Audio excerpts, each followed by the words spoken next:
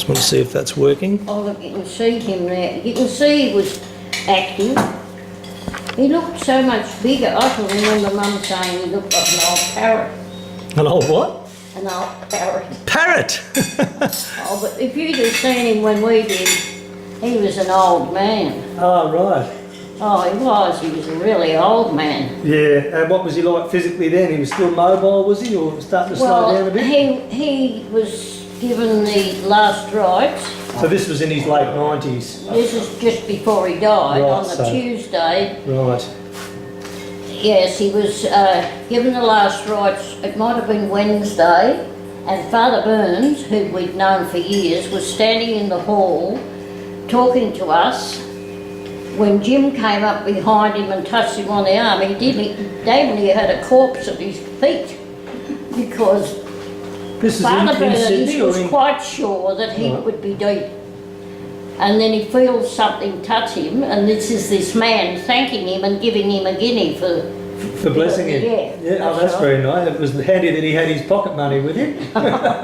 So where is this? This is actually in Sydney? This is in Sydney at Peter's house at Hurlston Park. Oh, Hurlston Park, right, Yeah. okay. So Jim was there by that time, Oh, right? he came, no, he lived in Goulburn.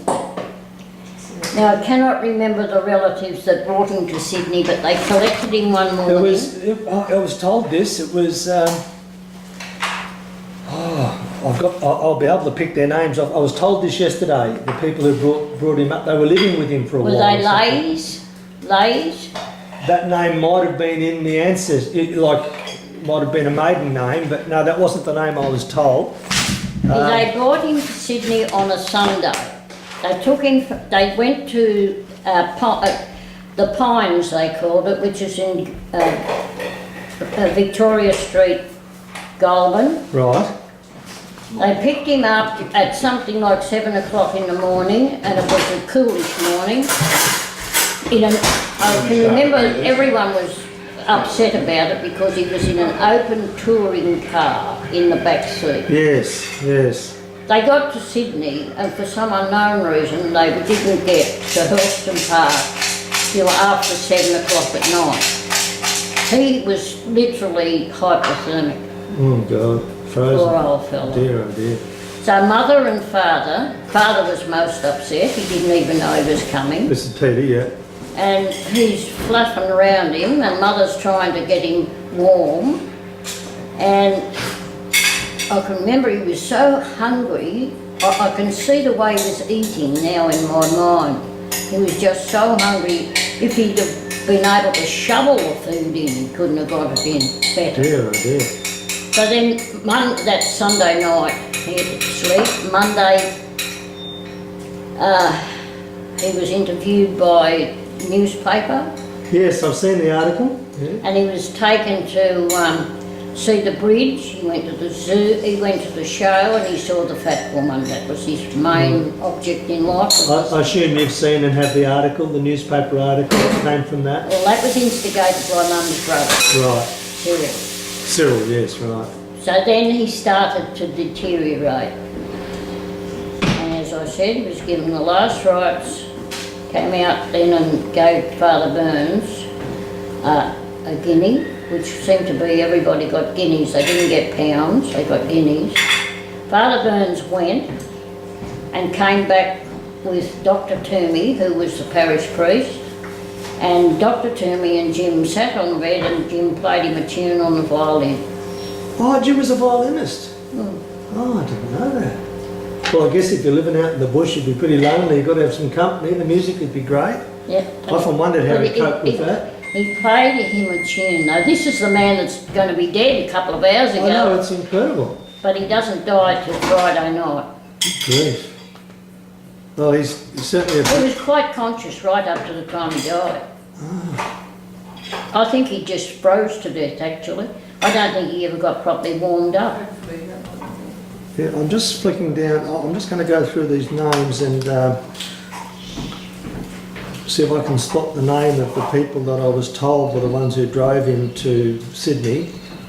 I'm sure they did their best. It's not their fault they only had an open car. They were obviously trying to help him. That must be Pup.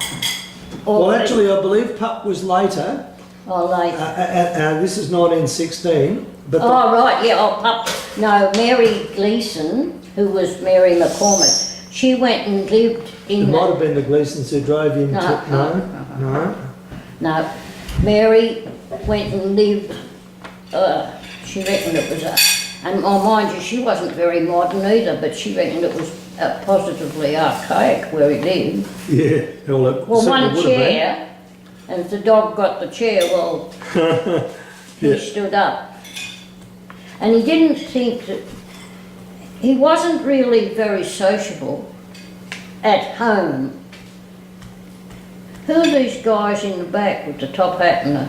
That's Peter J. Glennon, and Jim yesterday reckoned that was his brother. That's a Glennon, but the place where that photo comes from has got him named as unknown. This is Kate McSorley, Never heard of her.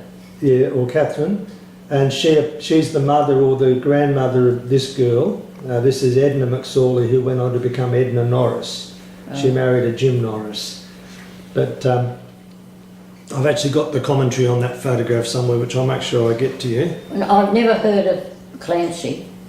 So they must be Glennons. And the Glennons... It is basically, this is the Glennon household outside the post office at a place which was known as Hillside, which is opposite the big property that Anthony Glennon set up, which was known as Woodbine Park, and it's still there as a very large sheep station in the thousands of acres. And of course, little Jim Glennon, he bought Jim Milan's property later, and then much later he sold it off to the family, well, went through a couple of hands and it ended up in the hands of a family called Collins. And the Collins is quite a big family down there as well, distantly linked to the Milan and so on clan.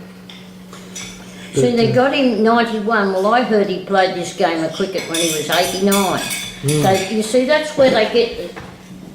You know, it's only a couple of years, but when you start adding it up and subtracting it, it's pretty difficult to work out what's what. Well, it's like what they call Chinese whispers, isn't it? Where one person says one thing and someone else says, oh, he's about 90, and someone else says, oh, he was just over 90, I think, and next thing you know, he was 130 not out, you know.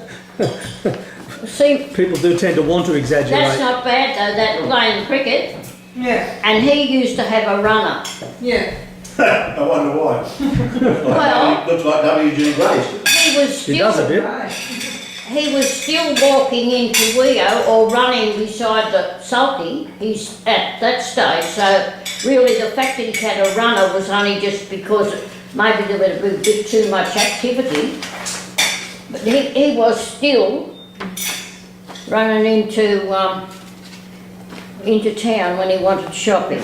He didn't believe in being in the sulky. No. Well, let's see if I can...